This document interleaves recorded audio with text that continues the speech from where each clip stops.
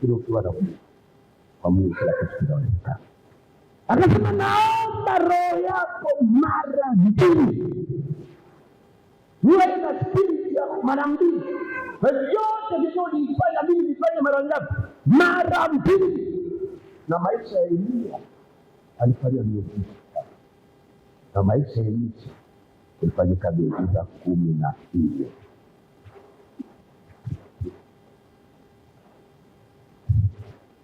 Akiwa haya alifanya miujiza 15, lakini walipoenda kuishi na watu walipokuwa wanakimbia na maisha, maisha ilipokutana na mfupa ya mtumishi wa Mungu, mtumishi wangu ni Baraka, maisha ikafanya nini?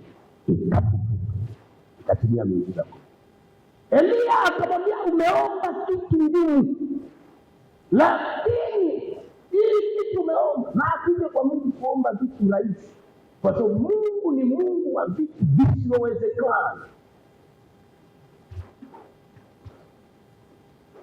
Lakini utaanza kuona kwa maisha yako vitu visivyowezekana kama umeruka step baada ya kukutana na mtumishi wako. Namba 1, utakutana na mtumishi wa Mungu, kitu ya kwanza aga. Hiyo sehemu yote ni negative, aga. Namba 2, hakikisha kabisa ukishaga umepatikana vizuri na kuwa baraka katika.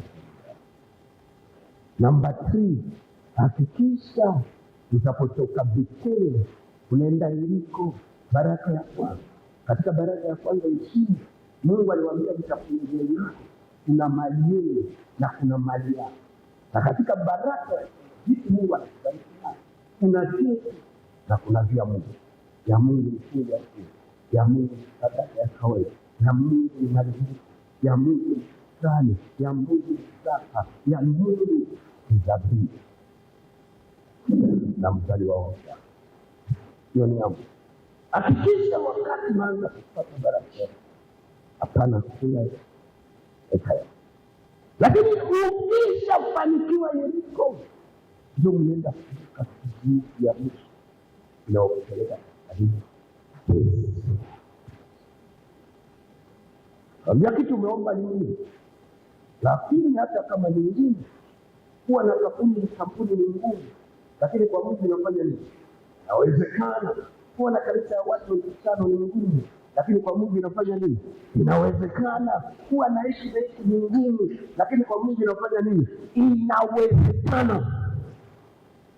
Ambia condition itakuwa Mungu. Kama utaniona nitapokuwa na pale, basi itatokea kwako. Lakini kama utaniona, hiyo jambo haitafanya nini? Haitatokea kwako. Unisikilize. Siku ya kwanza Elisha amekutana na Elia. Elisha alikuwa nabii mbele ya Elia, lakini watu wanaendelea na Elia.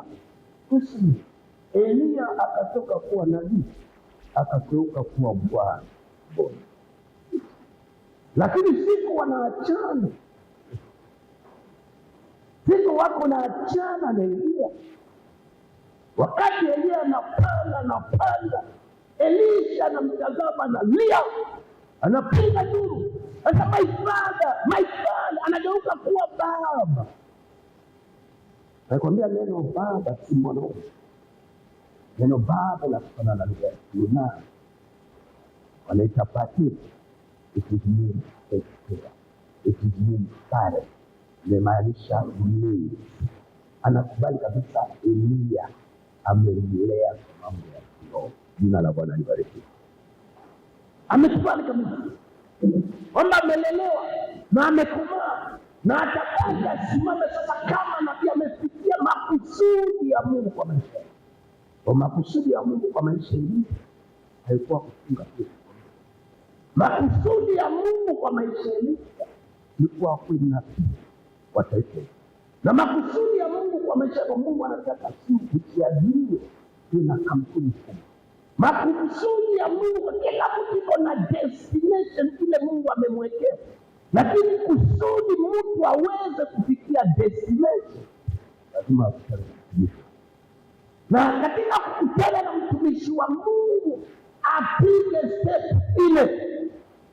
Step ya kwanza aga, na kama unaona inakushinda kuaga, uje kuona mtu, tutakupatia na kukuelekea kitelekaji uliwai. Lazima uwage kule kote ulikuwa napita kabla hujakutana na mtu. That is one. Number 2, ukishaaga ndio utakuwa hapa betini kwa nyumba. Kama hujaaga tutakuwa na familia. Hiki ndio kwa sababu unakuja unatumika patikana wewe. Ukunda na pita kule kwenye kabla hajasema maneno bado kunamsumbua. Kunasumbua maisha. Kunasumbua akili. Kunasumbua mawazo. Ukienda kweli utapatikana akili yako. Mawazo unajua bila tumpende Mungu kwa moyo wetu. Sisi kwa akili yetu, kwa nguvu zetu, kwa mali yetu. Mungu hataki tumpende kwa upande mmoja. Akili yako yote, hiyo kwa maana mawazo yako yote, moyo wako wote, roho yako yote, nguvu zako zote ndio utapatikana vipi. Lakini kwa kila hatua lazima uwazi. Number 3, ukishakuwa very committed, mawazo yako kwa alaje hivyo, nyumba ya Mungu ndio sehemu ya baraka kila kitu. Utashangaa Mungu anafungua kabla, utashangaa Mungu anafungua kabla, utashangaa bila Mungu akifungua hakuna mtu atafanya hivi. Mungu anaweza kuwa hapa leo au unasikia Mungu anafungua kabla, anakufanyia jambo la kipekee, unashangaa imekuwa imetokea.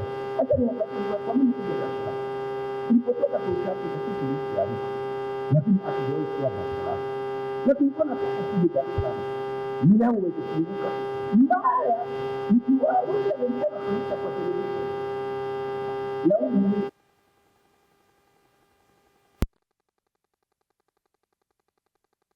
una maana tulipoandaa ndio watu wakatoka hapa ndani. Kama unajikomiti, Mungu atakufungulia mlango na yeye mtu hawezi kufanya nini? Kuzuia. Hivi mlango itafunguka kwa sababu bado hujaaga. Uko hapa na hauko hapa.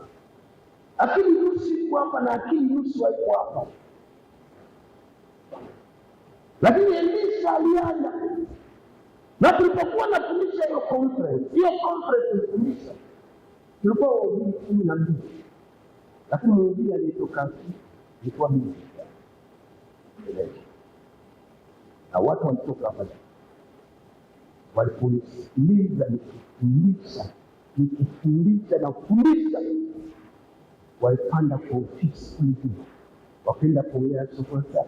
Hivi tunaweza kumpata huyu ni mama acha, wakamwambia Dr. Frank. Akasema usimuone hivi, huyu mtu very simple sana, hana masharti yoyote, mtu wa kawaida. Nilipomaliza ibada niliona wale wanaume walikuwa kunipata. Naambia tunakutaka kwa gharama yoyote ukuje Dar es Salaam, utuambie ni hoteli ya aina gani kulipia. Nikamwambia kama inakuwa ya masharti sitakuja, lakini kama ni ya kazi ya Mungu utafanya nini? Takuja. Niliacha kwa Waroma kama nani? Waroma. Kama hamna uwezo ya kunilipia hoteli, una uwezo nilale kwa nyumba yako, utafanya nini? Talala. Kama ni hoteli 10 ndio una uwezo ya kulipa, talala. Lakini mimi nianze kuambia kwamba lazima hoteli aina fulani, gari aina fulani, chakula itakuwa nini? Walileta mara ya kwanza, wale wanajua nilipokuja mara